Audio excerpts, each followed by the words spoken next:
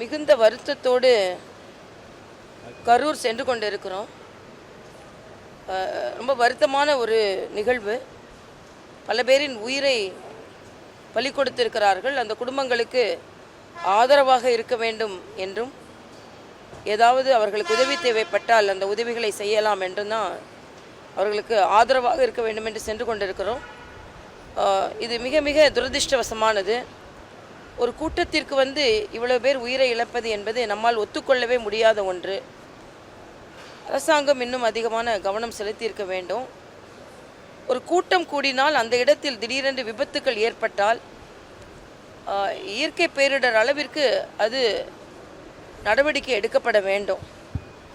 சரி, இப்பொழுது அதையெல்லாம் பற்றி பேசுவதற்கு பதிலாக உயிரிழந்தவர்களுக்கு அஞ்சலியும், உயிருக்கு போராடி கொண்டிருப்பவர்கள் எப்படியாவது காப்பாற்றப்பட வேண்டும் என்பதுதான் எங்களது எண்ணம். என்னை பொறுத்த மட்டில் நாங்கள்லாம் போகிறதுக்கு அவங்களுக்கு உதவி தேவைப்பட்டால், ரத்தம் தேவைப்பட்டால் ரத்தம் கொடுப்பதற்கும், மற்றும் அங்கே உள்ள அழுகுரலுக்கு ஆதரவாக இருப்பதற்காகத்தான் சென்று கொண்டு இருக்கிறோம். இனிமேல் இப்படிப்பட்ட ஒரு நிகழ்வு நடக்கக்கூடாது என்பது எனது பிரார்த்தனையாக இருக்கிறது.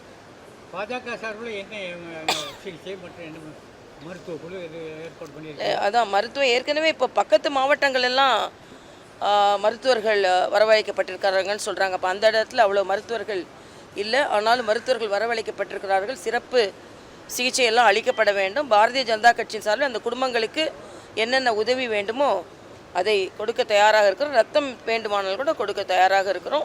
ஏனென்றால் ஆபத்தில் இருப்பவர்களுக்கு உதவுவதுதான் ஒரு அரசியலாக இருக்க முடியுமே தவிர வேறு எதற்காகவும் அரசியல் இல்லை என்பது எனது கருத்து. பிளே ஸ்டோர் மற்றும் ஆப் ஸ்டோரில் இருந்து பாலிமர் செயலியை QR கோடு மூலம் பதிவிறக்கம் செய்யுங்கள். செய்திகளை உடனுக்குடன் பெறுங்கள்.